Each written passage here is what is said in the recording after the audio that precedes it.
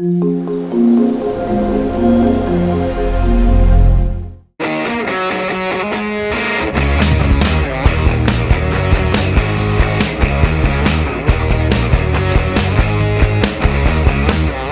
tardes, collaínos y collaínas, y vecinos de la Sierra Noroeste de Madrid.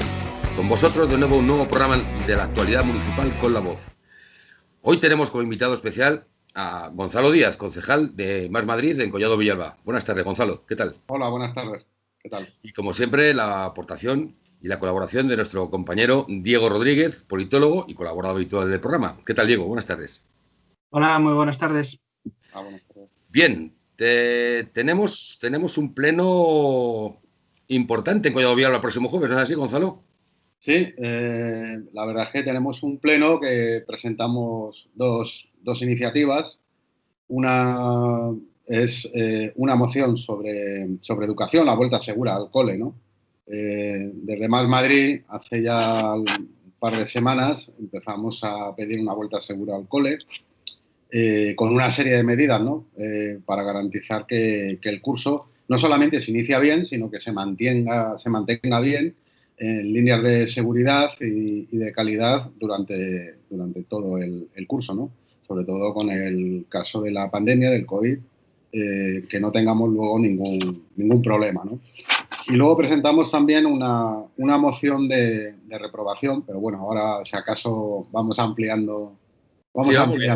La moción de cómo se está desarrollando la vuelta al cole en Collado Villalba. ¿Se están cumpliendo los cánones establecidos por la Comunidad de Madrid? ¿Se han tenido que cerrar algunas aulas, algunos cursos? ¿Qué información tenéis? La vuelta, pero no solamente en Collado Villalba, la vuelta al colegio en la Comunidad de Madrid entra dentro del desastre y el sin Dios, que es un gobierno de la Comunidad de Madrid encabezado por Ayuso, ¿no? Bueno, se ha improvisado, porque al final se ha improvisado. No hay que olvidarse que a finales de agosto es cuando se empiezan a plantear que había que volver al colegio y que había que tomar medidas. Cuando todos sabemos que entre la primera y la segunda semana de septiembre se vuelve al colegio. Eso ocurre desde hace muchísimos años, ¿no? Y sin embargo, pues, digamos, se ha perdido todo el verano, no se han hecho planes y se ha improvisado. Entonces, bueno, hay que tener en cuenta que estamos hablando de un volumen gigantesco, ¿no? Son 60.000 aulas que hay que abrir en la Comunidad de Madrid y Collado Villalba no es la excepción. O sea, nos encontramos con los mismos problemas, ¿no? que tenemos. Hay que hacer itinerarios para la entrada y salida de los colegios, hay que hacer entradas y salidas escalonadas, ¿no? Para que no se vayan acumulando los niños y los padres. Y luego todo el tema de lo que es la limpieza y desinfección de los colegios, ¿no? Que eso implica un refuerzo importante en cuanto a las contratas de limpieza y sobre todo en la parte que atañe a los municipios, ¿no? Porque hay una parte que es más Comunidad de Madrid, como son ya la enseñanza superior, pero en las escuelas infantiles eso cae dentro del terreno municipal, ¿no? Y bueno, el problema que hay es importante, ¿no? Sobre todo el tema de los ratios. Ahora mismo las clases ya de por sí estaban saturadas, digamos. Ahora, en el caso del COVID, hay que darse cuenta que meter más de 20 niños en una clase, en la situación en la que estamos, pues es complicado, ¿no? Nosotros en la moción... Sí. Según todas las informaciones que se han dado por parte de los expertos. Sí, claro. O sea aquí la cuestión es que la Comunidad de Madrid no ha hecho los deberes que tenía que haber hecho. Si queremos bajar los ratios tenemos que contratar más profesionales. Si queremos que la limpieza sea mucho más en profundidad y sobre todo entre clases, que es casi lo más importante, porque no se trata de que las aulas estén limpias al inicio de la jornada y luego cuando se salga se vuelvan a limpiar, sino que hay que estar limpiando los baños y las aulas durante todo el tiempo, o sea, durante los cambios de clase y durante las diferentes clases, ¿no? Aquí también hay que tener en cuenta que se ha establecido lo que se llama grupos burbuja, ¿no? Pero claro, el problema que tienen los grupos burbuja es que si bien en la escuela se pueden mantener, bueno, pues digamos que los niños forman una unidad de convivencia durante esa jornada lectiva. Hay que darse cuenta que luego los niños terminan la jornada, salen a la calle, se juntan con sus hermanos, con sus primos, en el parque, y claro, al final están interaccionando. Con lo cual, aunque tú durante un momento, una parte de la jornada los tengas interaccionando siempre entre los mismos, al final no puedes controlar. Hay una parte de la interacción de los niños, de su día a día, que no puedes controlar. Y eso puede traer bueno, se contagien o que puedan ser portadores, ¿no?, del coronavirus. Sí, pero actualmente se han cerrado parques y jardines en Collado Villalba. O sea, ahora mismo también es casi se ha confinado un poco a la población infantil educativa. Claro, la cuestión es que debido también a un poco el estilo de vida, porque hay que darse cuenta que nosotros, toda la población, estamos en una situación amenazados por el coronavirus y hemos pasado un confinamiento de muchas semanas desde el mes de marzo. ¿Qué ocurre cuando terminan las clases en los institutos y en los colegios? Pues que los chavales, como hemos hecho todos de siempre, terminan juntándose, ¿no? Hay tendencia pues a socializar. ¿Ahí qué está ocurriendo? Pues que te puedes encontrar que hay grupos de 10, 12, 15 chavales todos juntos, algunas veces por inconsciencia no se lleva mascarilla y al final los parques, los jardines terminan convirtiéndose en un lugar de reunión donde no siempre se guardan las distancias y donde no siempre se llevan las mascarillas. Entonces, ante la situación que tenemos en Collado Villalba, pues el ayuntamiento, en esto sí que hay que agradecer que la alcaldesa nos convocase a todos los portavoces, nos propuso una serie de medidas. Nosotros vimos que sí, que no eran tampoco que eran necesarias y que no eran descabelladas y que no estaban de más cerrar parques y jardines. Y en el caso de las zonas infantiles, claro, aquí el problema no son tanto los niños como los padres. Los padres pues arremolinan alrededor, se juntan y bueno, termina habiendo también grupos superando las 6 personas, ¿no?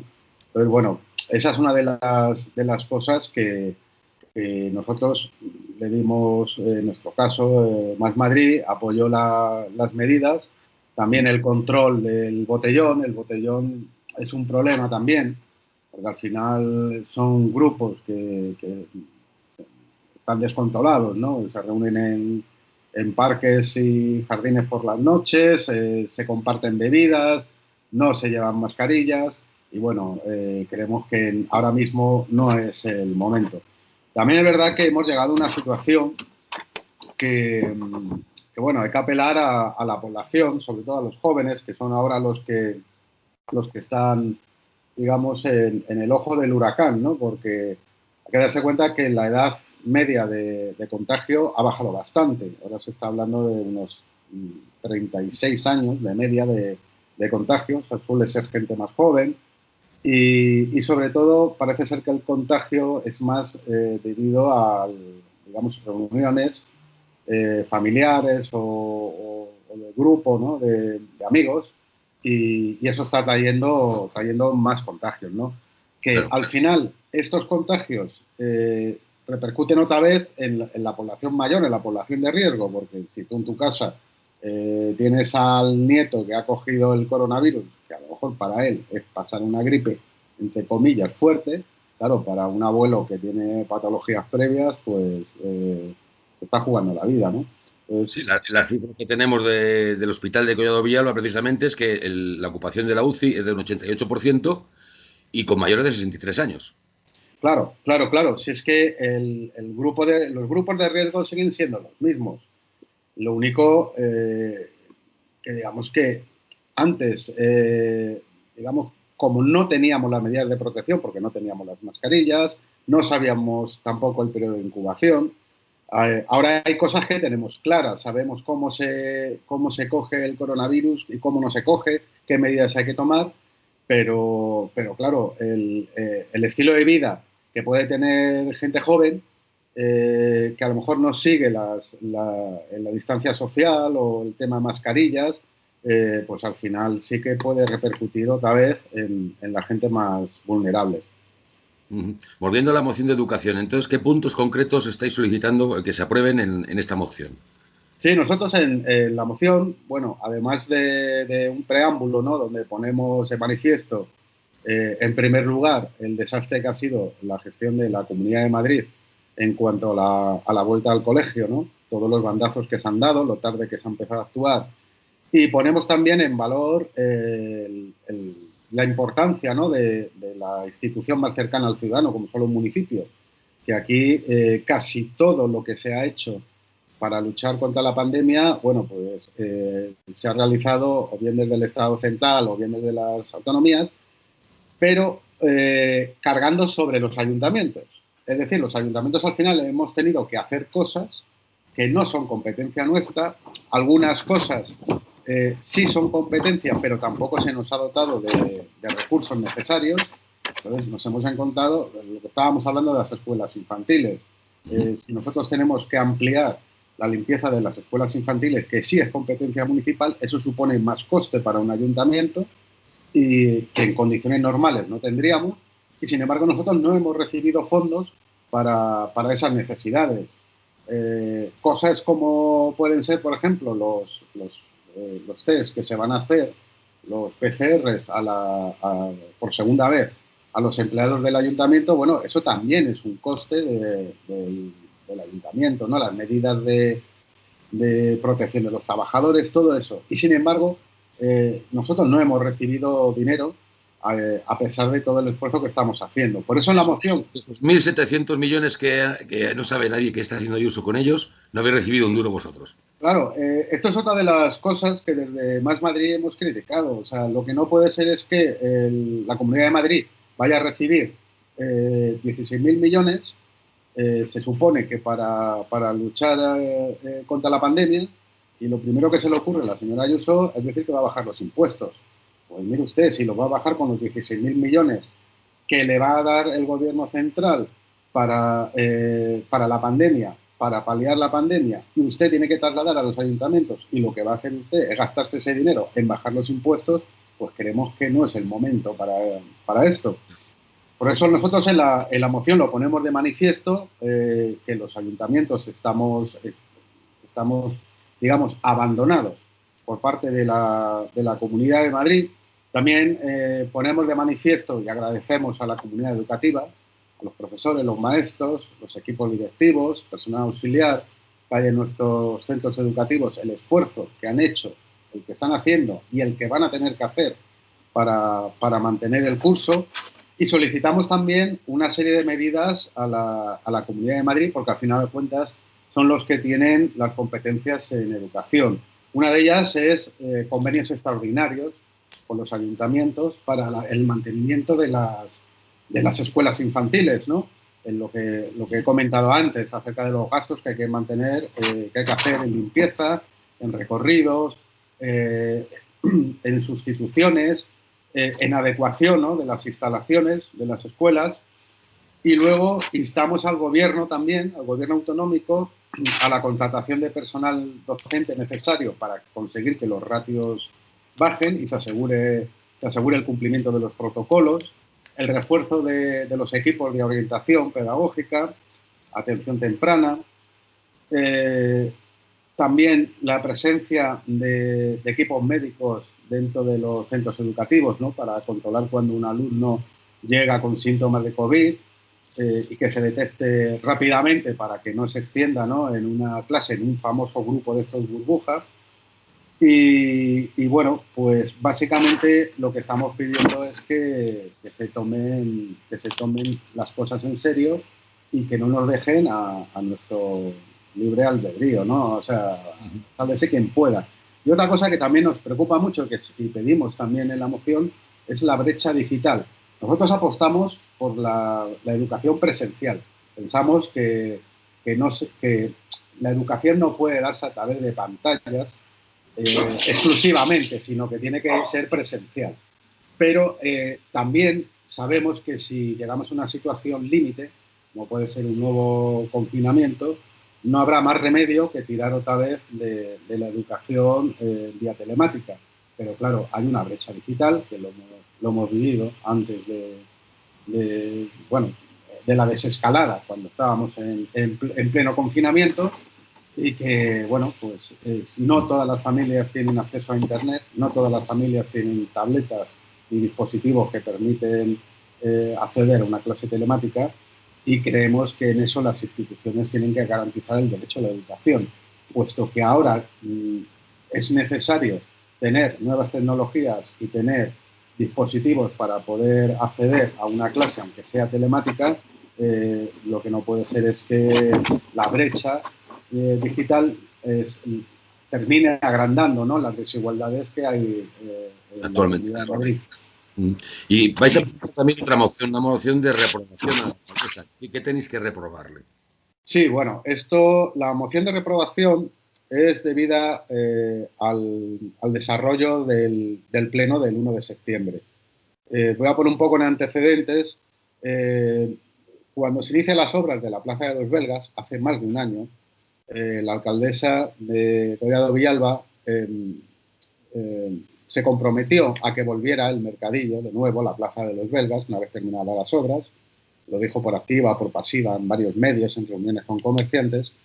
Y a mitad del proceso cambió de idea y dijo que no iba a volver allí y que se lo iba a llevar al P29, ¿no? A raíz de eso, los comerciantes de la zona, pues se sintieron engañados, hicieron una campaña de recogida de firmas, recogieron casi 6.000 firmas, apoyando la vuelta del mercadillo a la Plaza de los Belgas. Es un mercadillo que lleva cerca de 40 años allí. Casi se puede decir que es un mercadillo histórico y tradicional, ¿no? Y no solamente para Collado Villalba, sino porque viene gente de otros municipios de la sierra.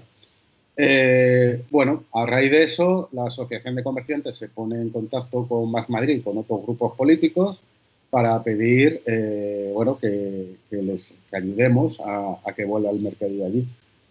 Nosotros vimos razonable el planteamiento. Nosotros siempre defendimos que el mercadillo tiene que volver a la Plaza de los Belgas, porque las plazas nosotros las entendemos como espacios de encuentro de los ciudadanos y que tienen que ser lugares vivos, no pueden ser lugares que al final no tengan actividad, y apoyamos la medida. Entonces, a raíz de eso, empezamos los trámites para convocar desde la oposición un pleno extraordinario, porque tenía que ser extraordinario, donde se modificase la ordenanza de venta ambulante.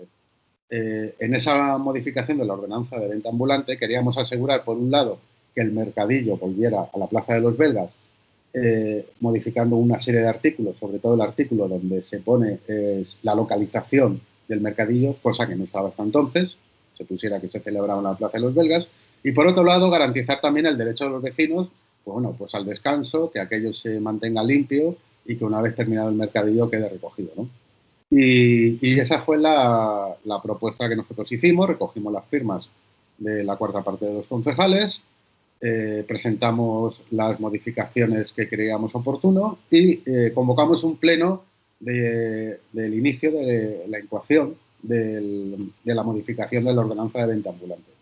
Todo esto, por el camino, el equipo de gobierno fue poniendo toda clase de trabas. O sea, desde que nos hizo subsanar la presentación cuando estaba bien, pero nos hizo otra vez preparar otro escrito.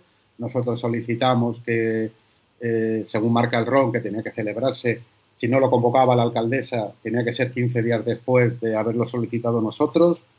Hubo un informe contradictorio, desfavorable del secretario, y luego un informe favorable diciendo que efectivamente si la alcaldesa no lo convocaba para el 10 de agosto, quedaría convocado automáticamente por él. La alcaldesa lo convoca el día 8 de agosto, pero no lo convoca para el día 10 de agosto, que era cuando tocaba, sino para el 1 de septiembre. Entonces, claro, ya ahí había incumplido los plazos, ¿no? Aún así, nosotros decidimos tirar para adelante. Dijimos, pues si es el 1 de septiembre, que sea el 1 de septiembre.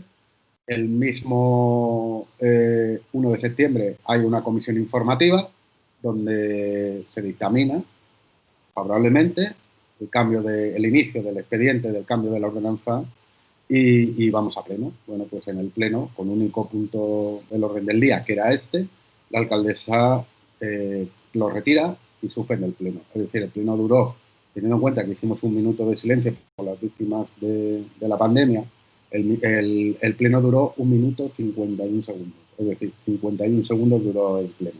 El pleno más corto de la historia, parece ser. El pleno más corto de la historia.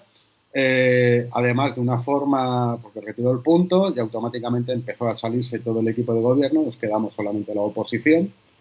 Y además, de forma que a nuestro entender no se ajusta a derecho, porque el reglamento orgánico de funcionamiento de las entidades locales deja muy claro que un alcalde solamente puede retirar un punto del orden del día de un pleno en 2 situaciones. Una, cuando falta algún informe jurídico o técnico para dictaminar, para votar ese punto, pero en ese caso tiene que solicitarlo un concejal y tiene que ser votado por el pleno, la retirada.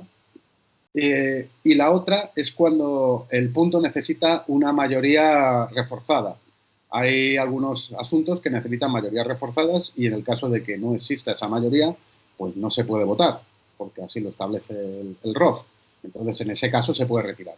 Pero no se puede retirar por voluntad del alcalde porque le parece a él. En ese caso no puede hacerse. Entonces, nosotros consideramos que se ha conculcado, bueno, pues la legalidad y por eso presentamos una moción de reprobación en este pleno, donde todos los grupos de oposición bueno, pues afeamos esa conducta, que es lo más grave que ha pasado en Villalba en muchísimos años, que además afecta al sistema democrático que tiene que tener un ayuntamiento, porque, bueno, lo que estábamos diciendo nosotros era un pleno, hagamos un pleno para iniciar el expediente, que luego tendrá sus informes técnicos y jurídicos, y a continuación, una vez que se haga todo el proceso, terminará en un pleno donde se debatirá la oportunidad o no de llevar el mercadillo a la plaza de los belgas.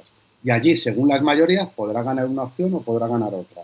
Pero lo que no puedes hacer es entrar, digamos, entre comillas, con los tanques en un salón de plenos para que ni siquiera se debata. Porque eso, si fuera el Congreso de los Diputados, tiene un nombre. En los ayuntamientos todavía no hemos visto cosas de esas, pero es lo más parecido que yo he visto. Y entonces, ahí lo que afeamos es esa conducta antidemocrática y no ajustada a derecho, y por otro lado incluso le dejamos el segundo punto, le instamos a que vuelva a convocar el pleno en las mismas circunstancias, es decir, damos una oportunidad de enmienda a la alcaldesa para que, bueno, vuelva a convocar el pleno y que podamos debatir este asunto en una institución democrática como es un ayuntamiento. Bueno, esperemos que entre en razón y que podáis llevar esta moción adelante. Me temo que no va a estar en razón. Volvemos al COVID. Como hemos anunciado antes, las cifras de COVID en Collado Villalba se han disparado alarmantemente en los últimos días. Se habla de 1.000 y pico afectados casi diarios, es la última información, con una ocupación de COVID del 19% en el hospital de Collado Villalba y, como decíamos antes, una UCI ya al 88% con tema COVID de ocupación. Diego, a ver, danos más información y a ver qué nos cuentas. No, sí, simplemente preguntas hacia Gonzalo. O sea, lo primero es, vosotros que estáis dentro de una corporación municipal, ¿tendréis que tener algún tipo de información sobre esto o os llega de sopetón el comunicado que hace ayer la alcaldesa Mariola, la alcaldesa de Collado Villalba? Bueno, a nosotros sí que nos llega información, pero no información, digamos, vía equipo de gobierno, ¿no? Nos llega información, bueno, porque todos tenemos conocidos que trabajan en el hospital o siguiendo la prensa y, bueno, incluso la página de la Comunidad de Madrid, sí que vamos viendo cómo van evolucionando los casos, ¿no? Nosotros llevamos tiempo pidiendo al equipo de gobierno que facilite, al menos semanalmente, una especie de nota interna, ¿no?, de la situación, cómo va evolucionando, ¿no? Lo típico, los contagios, cómo va el hospital, todo esto. Está costando muchísimo porque, digamos, es es un poco lo que está ocurriendo en la Comunidad de Madrid. O sea, no te quiero dar muchos datos porque la gestión está siendo mala en la Comunidad de Madrid y como está siendo mala, pues claro, en cuanto das un dato se pone de manifiesto. En la reunión que tenemos el lunes, en la Junta de Portavoces, a nosotros ya nos había llegado el dato de las cifras en Villalba, sobre todo en las zonas básicas de salud, y sabíamos que había una zona que superaba con bastante los 1000 y que podía ser susceptible de ser confinada. De hecho, durante el viernes anterior se estuvo especulando si iban a confinar esa zona o incluso todo el municipio, ¿no?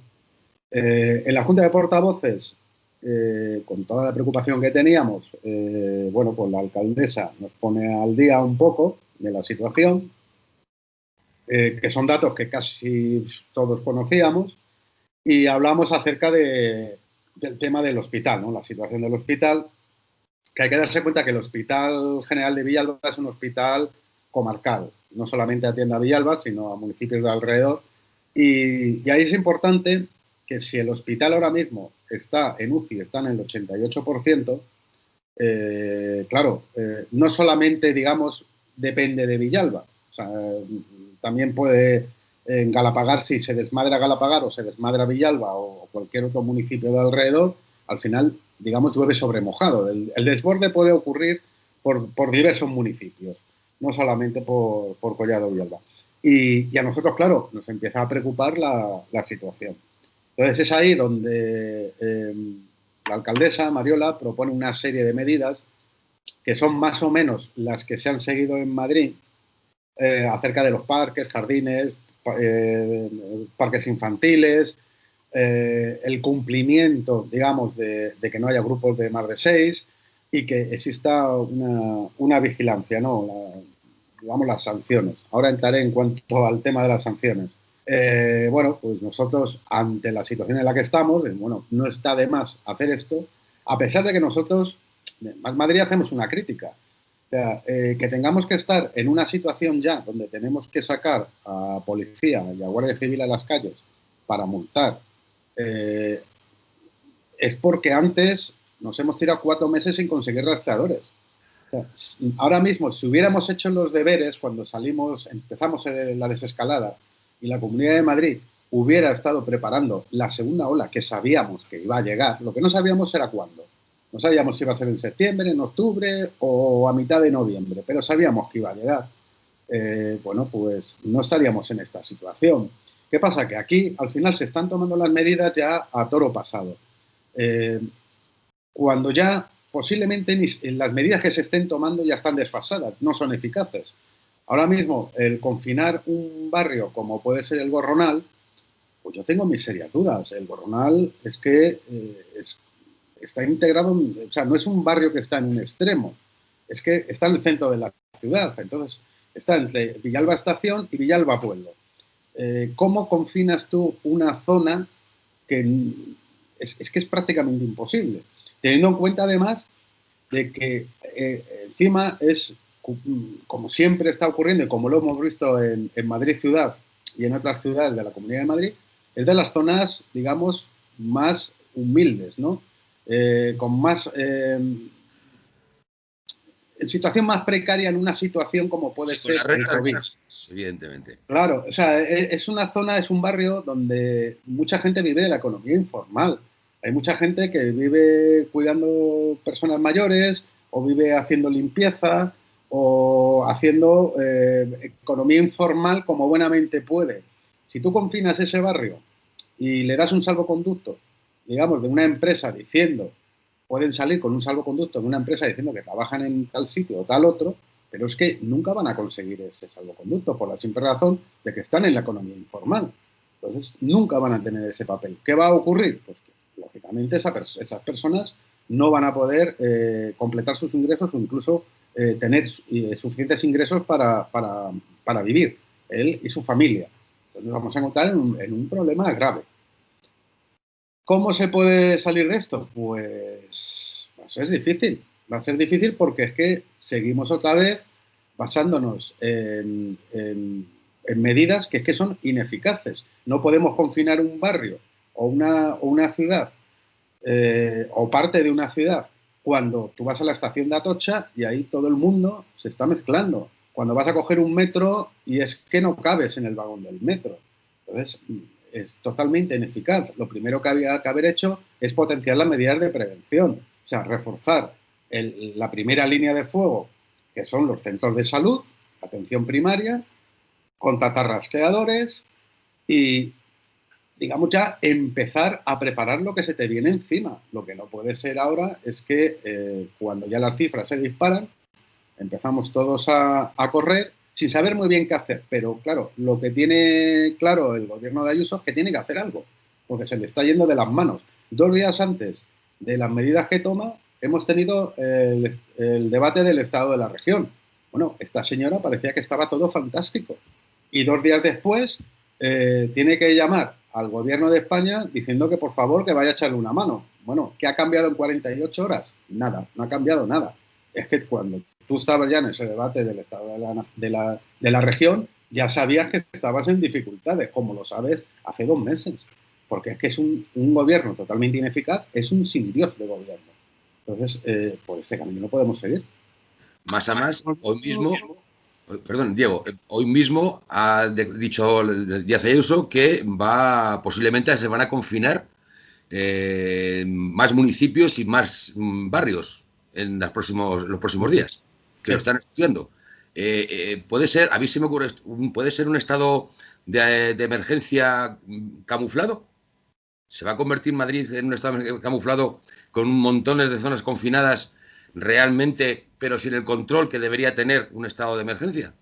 Es que en realidad no es un confinamiento. Si te das cuenta, lo que vivimos con el confinamiento es que, porque el confinamiento al principio no se quiso parar la actividad económica. Digamos que se limitaban las salidas, los paseos, los grupos, pero cuando llegó ya el nivel de cifras tan alarmante, de hecho, Más País, Íñigo Rejón, pidió varias veces en el Congreso que la única manera de parar la escalada de cifras que estábamos teniendo y el nivel de fallecidos, o sea, eran muchos fallecidos diarios, era parar la actividad. Era la única manera. Entonces, ahora lo que está ocurriendo en la Comunidad de Madrid es un poco lo que ocurrió durante las 12 primeras semanas de la pandemia. Es decir, ella, la presidenta, se niega a un nuevo confinamiento y a parar la actividad. Pero, por otro lado, dice, si no quieres parar la actividad, tienes que tomar una serie de medidas que ya tenías que haber tomado, que es la de prevención. Ahora ya no puedes ir hacia atrás, ya no puedes. Por mucho que tú contrates ahora rastreadores, ayudarán posiblemente para dentro de un mes. O sea, no está de más que los contrates. Pero digamos que, aunque tú te trajeras ahora mismo miles de rastreadores, estás en la situación que estás porque es que ya no lo has hecho. Claro, no quieres confinar a la gente porque, ante todo, no quieres un confinamiento duro. Pues estamos en un lío. Estamos en un lío. Porque ahora mismo yo creo que un confinamiento duro no lo aguantaría tampoco el país, tal y como estamos. Porque es que ni siquiera hemos salido del primero, pero lo que hay que hacer es ya ponerse a tomar medidas urgentes. O sea, lo fundamental es contratar sanitarios. O sea, no es de recibo que una señora que dice que es presidenta de la Comunidad de Madrid diga en una conferencia que es que no existen médicos, que no hay médicos. ¿Cómo que no hay médicos? Hay cientos de médicos y sanitarios que están en el desempleo. Claro que los hay. Si es que lo que tienes que hacer es contratarlos. Si es que es el dinero mejor invertido. Contratarlos y con unos salarios dignos, claro, porque claro, gratis no puedes trabajar como esos voluntarios que han pedido hace poco, ¿no? Claro. O sea, bueno, aquí salarios dignos y sueldos dignos. Claro. Si es que aquí el problema es la precariedad. Es que llevamos muchos años con recortes en sanidad y con una mentalidad neoliberal de precarización de los servicios públicos. Entonces, ahora estamos pagando las políticas que ha venido haciendo el Partido Popular durante muchísimos años. No solamente con los recortes y la precarización de los servicios públicos, sino con la corrupción. Ahora es cuando lo estamos pagando. Y ahora es cuando mucha gente se está dando cuenta, cuando llevábamos muchos años diciéndolo, que esto nos iba a llevar a un desastre.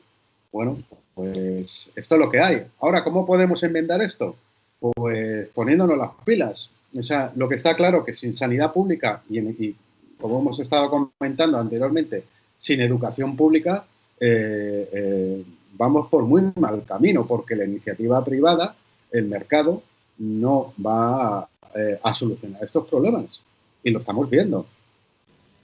Respecto al tema de la sanidad pública, durante todo este verano se han ido haciendo una serie de concentraciones delante del centro de salud, de los diferentes centros de salud que tenéis allí en Collado Villalba, para pedir que la sanidad pública esté reforzada, que se dé una serie de, ya todo lo que hemos estado hablando durante este tiempo. ¿En qué situación se encuentra ahora mismo el centro de salud o los centros de salud de Villalba? Y segundo,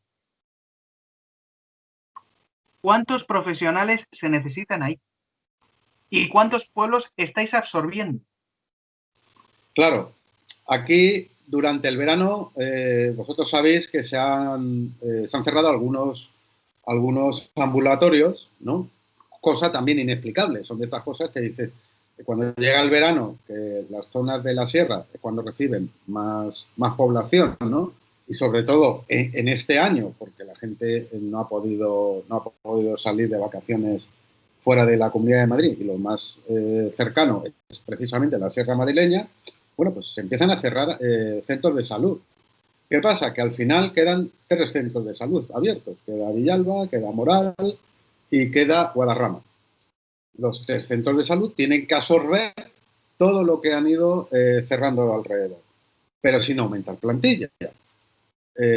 Y de hecho, no solamente no aumenta plantilla, sino que disminuye plantilla porque después de todo lo pasado, también tienen derecho a sus vacaciones los sanitarios que han estado en la época más dura de la pandemia. Entonces, claro, los centros colapsados. O sea, seguimos teniendo que pedir cita vía telefónica. Los ambulatorios se hace lo que se puede, pero claro, o sea, es que tienes 2 o 3 personas atendiendo un teléfono que no para de sonar, citas médicas de todo tipo. Además de eso, tienes que tener el control en la puerta para ver, bueno, pues si llega alguien con COVID, con síntomas, no síntomas, y guardando las distancias. Pues es una situación muy complicada. Faltan muchos profesionales en la sanidad, y yo lo comprendo porque es una presión, sobre todo el tema de los ambulatorios, la atención primaria, es ya de por sí es estresante, porque tú no puedes estar viendo un paciente cada 2 minutos.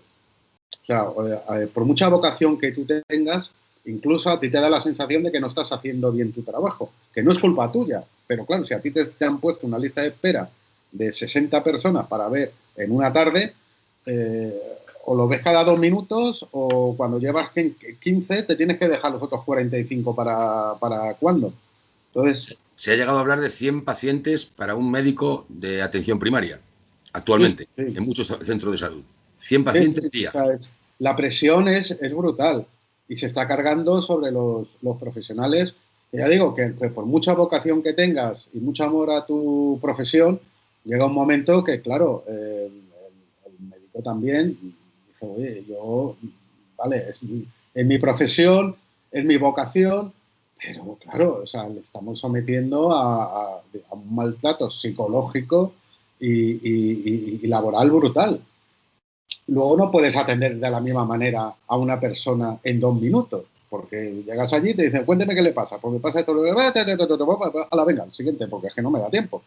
Entonces, los pacientes, dependiendo de lo que tengan, no es lo mismo atender una otitis que atender un problema mucho más serio, ¿no? Y contar a las personas que tengan patologías previas o problemas de salud graves que, en cierto sentido, debido a esta serie de recortes, están siendo prácticamente olvidados. Claro. Claro. La no contratación de profesionales tanto en hospitales como en atención primaria. Claro. Esto es, digamos, es llover sobre mojado. Al final, la sanidad, que ya estaba en situación muy precaria, ahora está en muchísima más precariedad. Y eso repercute, pues, en estos casos, gravemente en la situación en la que estamos. En cuanto a las cifras de personal, se han bajado los ratios a lo mínimo que, pues, para no interrumpir el servicio.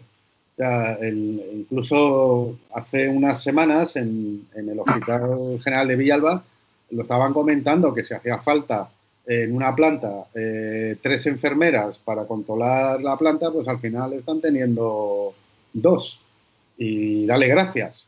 Entonces, claro, parece que dice, bueno, es una menos, sí, pero es una menos, pero esas 2 que están, cuando tú tienes una planta, ya no digo ya una planta quirúrgica, donde, bueno, pues tienes que andar con que si el suero, que si el gotero de no sé qué, el antibiótico de no sé cuándo, claro, esas noches son terroríficas, con la probabilidad de cometer errores también, porque vas corriendo de un sitio a otro. Entonces, bueno, creo que ahí hay que hacer una reflexión de qué es lo que hemos hecho con una sanidad que teníamos bastante decente y que la hemos ido reventando, pues, en los últimos 10 años. Habéis pedido una reunión urgente con delegación de gobierno, con el señor Franco. Sí.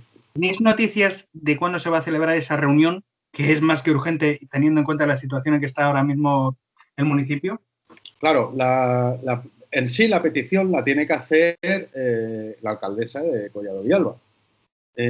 Lo que queremos es, por un lado, que nos pedir ayuda. O sea, si es que al final, después de todo esto, lo que está ocurriendo es que te tienes que poner en contacto con la administración central, con la administración del Estado, pues para pedir ayuda, puesto que es que la Comunidad de Madrid ni está ni se la espera.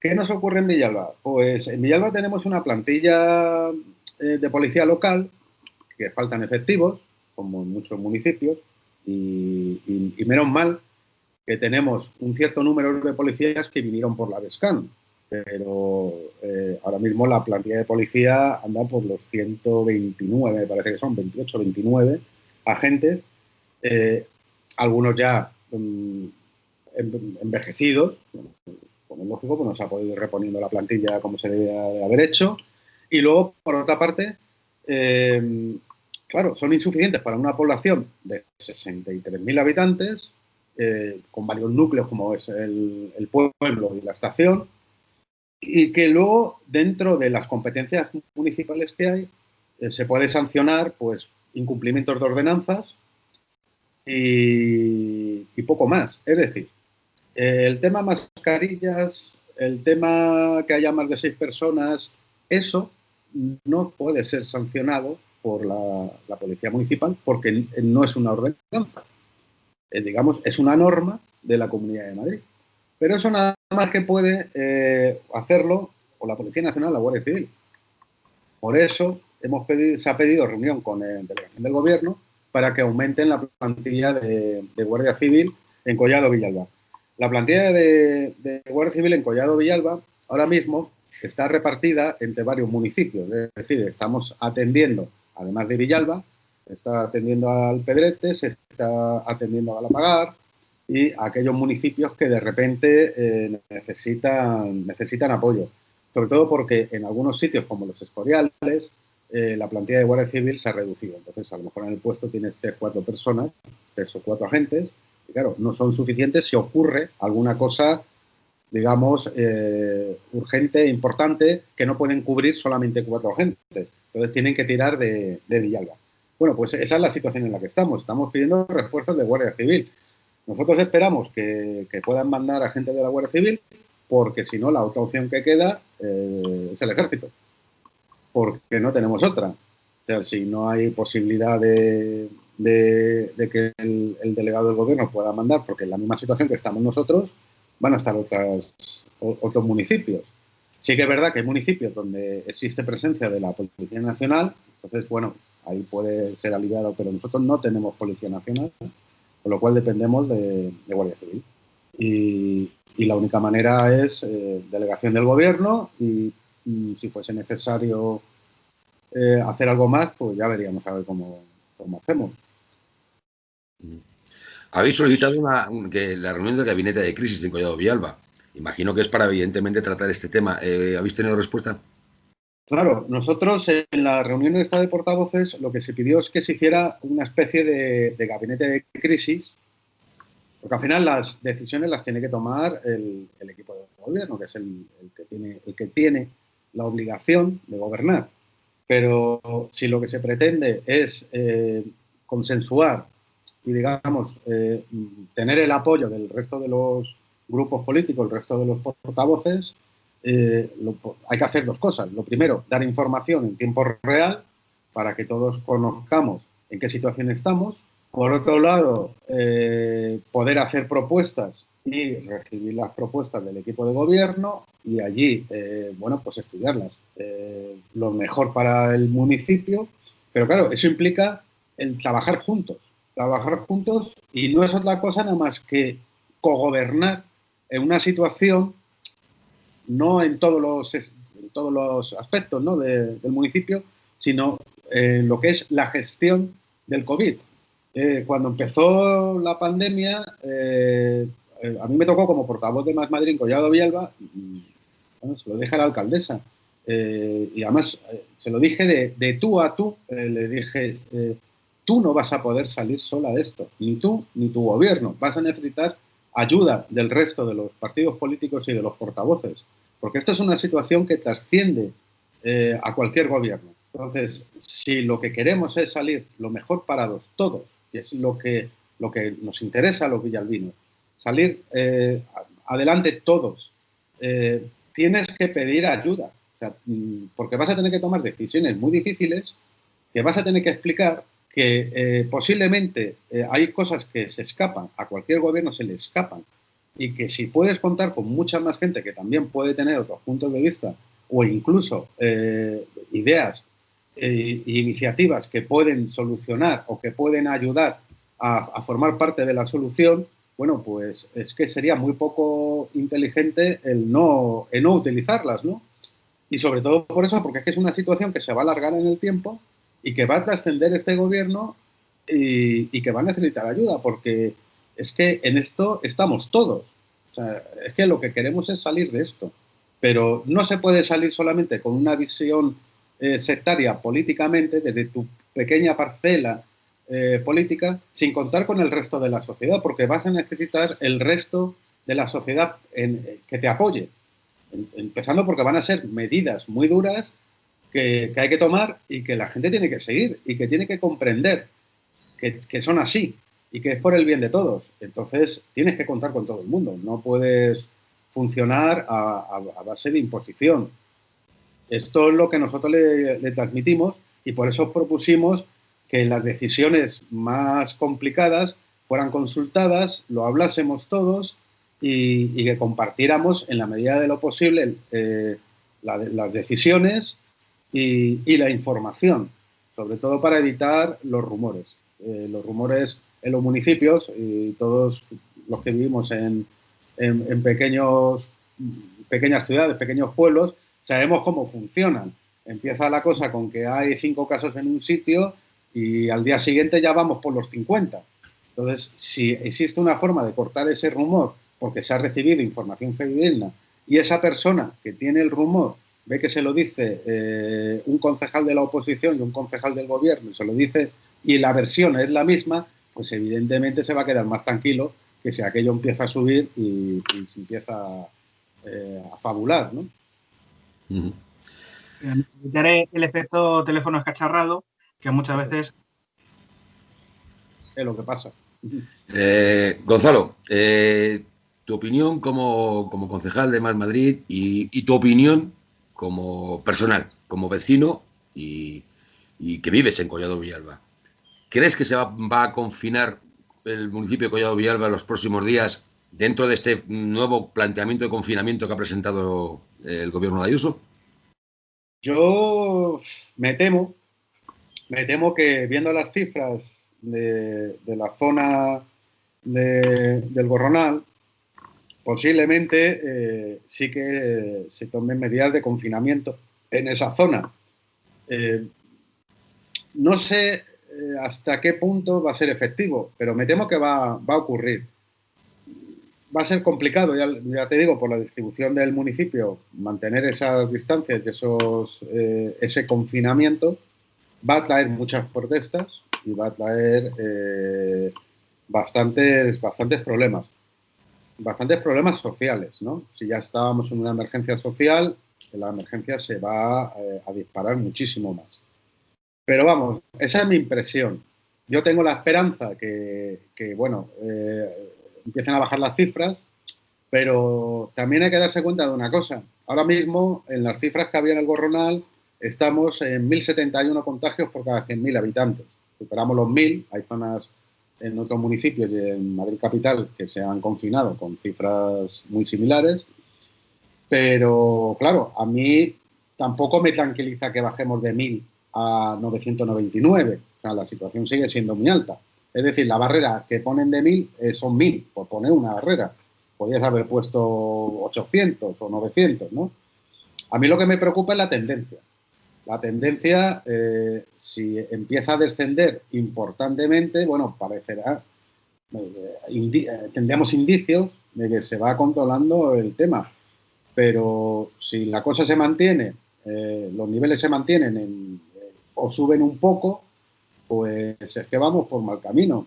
Entonces, bueno, vamos a ver qué pasa también con los días que quedan, porque ahora viene también en unas semanas, unas pocas semanas, va a venir la gripe común. Y la gripe común se confunde en muchos casos con el coronavirus. ¿Cuántos casos de coronavirus pueden pasar por gripe común? Pues no lo sabemos. ¿Qué va a pasar con la campaña de vacunación de gripe? Que se supone que tenía que haber empezado, que no se ha empezado. Bueno, una forma es la vacunación masiva de la población para la gripe común, sobre todo por ir descartando, porque si no luego no quiero ni pensar lo que pueden ser los hospitales si se mezcla la pandemia con la gripe común y encima ni siquiera puedes distinguir uno de otro. Ahora más o menos, si tú llegas con fiebre, con tos, dolor de pecho, dicen, bueno, pues posiblemente puede ser coronavirus, vamos a hacer la prueba. Pero si llegas dentro de un mes y medio con esos síntomas, pues puede ser la gripe también. ¿Qué hacemos? ¿Pruebas a todo el mundo que aparece por allí? Si tuviéramos los test suficientes, más que los test suficientes son los profesionales para hacerlo. Claro, si vamos a saturar más el sistema de salud, pues no sé cómo vamos a terminar. Pero vamos, tampoco quiero ser muy catastrofista. O sea, yo estoy a la espera y creo que hombre, no está todo perdido. O sea, que se puede, pero hay que ponerse a trabajar ya. La Comunidad de Madrid tiene que ponerse a trabajar ya. O sea, no puede ser que esté... o sea, ahora pides ayuda al gobierno central, pues claro, el gobierno central, pues bueno, pero ¿qué va a hacer? ¿Te va a llegar con 2.000 o 3.000 rastreadores? ¿Va a utilizar los rastreadores que se han formado en el ejército? Bueno, si lo que está pidiendo Ayuso es eso, que lo diga claramente. Sí, porque de la sensación ha dado que posiblemente es más una ayuda por parte del gobierno central con el ejército, más de funciones policiales que en funciones y de control más que en funciones sanitarias, aunque por supuesto estarían capacitados para hacerlo. Claro, de momento lo que parece ser es una comisión mixta que se ha creado allí, que a mí me da más la sensación de mire, no sé qué hacer ni cómo hacerlo, a ver si usted me puede explicar cómo lo han hecho ustedes. Claro, entonces que me alarmo todavía más. Pues si un gobierno autonómico no sabe ni por dónde empezar y tiene que pedir ayuda al gobierno central para ver cómo se tienen que organizar, pues me he hecho temblar. Porque sí, digo, después de haber estado criticando durante toda la pandemia la gestión del gobierno. Claro, en fin, claro. Esto empieza a resultar un poco dantesco. Claro, que no digo que se haya hecho todo bien en el gobierno central, ni mucho menos. Por supuesto, por supuesto. Pero claro, lo que no puede ser es, me tiro un año desde el mes de marzo, criticando todo lo que hace el gobierno central y cuando tú ya no sabes ni qué hacer, resulta que llamas al gobierno central y dices, oiga, venga usted aquí a decirme lo que tengo que hacer porque no tengo ni idea. Bueno, entonces no lo hacía tan mal y ahora llamas a los que lo hacían tan mal para que te ayuden. ¿Qué quedamos? ¿O es que no lo hacían tan mal y tú tampoco es que no tenías ni idea? Pues, la verdad que es dantesco esto. Diego, ¿alguna cuestión más? Una última pregunta. Hemos estado hablando sobre el tema del cierre de parques, de todas las medidas que se han estado tomando por parte de la Comunidad de Madrid y que se han adoptado dentro de tu municipio, de Collado Villalba, pero también han surgido una serie de quejas por parte de algunos padres, sobre todo en redes sociales, respecto al colegio municipal Mariano Benlliure en el parque de La Coruña. Y es por la calle Isla de la Toja, que ha sido cerrada y que está justo en medio de lo que es el parque y que imposibilita el acceso o el traslado de alumnos dentro de ese colegio. ¿Hay alguna forma de que esa calle pueda abrirse o una alternativa para que el traslado no sea tan dificultoso para esas personas, para esos padres, de hecho? Claro, o sea, sé exactamente porque además he leído también ese post y sé que, claro, es que alarga mucho el camino, justo por el cierre, ¿no? Bueno, solución, claro que la puede haber. O sea, a ver, lo único es dejar ese tránsito abierto y cerrar el resto del recorrido. O sea, tampoco es tan complicado, no hay que hacer nada espectacular. O mantenerlo abierto durante la jornada lectiva. A continuación, pues se vuelve a cerrar y ya está. O sea, solución hay. Ahora lo que hace falta es que el equipo de gobierno, que es el que tiene las competencias, tenga la voluntad de hacerlo. Pero vamos, yo no creo que haya ningún problema en o bien mantenerlo abierto durante el funcionamiento del instituto y luego lo cierras, o bien marcar un trazado que mantienes abierto y el resto está un poco controlado, pues para que no, porque se supone que en horas lectivas, pues por ahí no tiene que haber, una vez que pasa la gente para el instituto y tal, pues no tiene que haber grupos, porque si los hay es que están haciendo novillos. Entonces, se supone que no tiene que haber problema. Pero ese es el equipo de gobierno el que tiene que estudiar las medidas. Yo creo que esa podría ser una solución. Bien, pues hasta aquí el programa de hoy. Muchas gracias, Gonzalo, por habernos prestado tu tiempo y por la importancia de los asuntos que hemos tratado y que nos has estado contando. Diego, muchas gracias por tu aportación, como siempre. Y a todos ustedes, colladinos y colladinas, la situación, no hay que decirlo, es grave. De todos nosotros depende que esto vaya adelante. No esperemos que nos quede del gobierno, de los ayuntamientos y tal. Es importante que mantengamos nosotros mismos ciertas precauciones. Lavaros las manos, usar las mascarillas y no socialicéis en exceso. Hasta el próximo programa.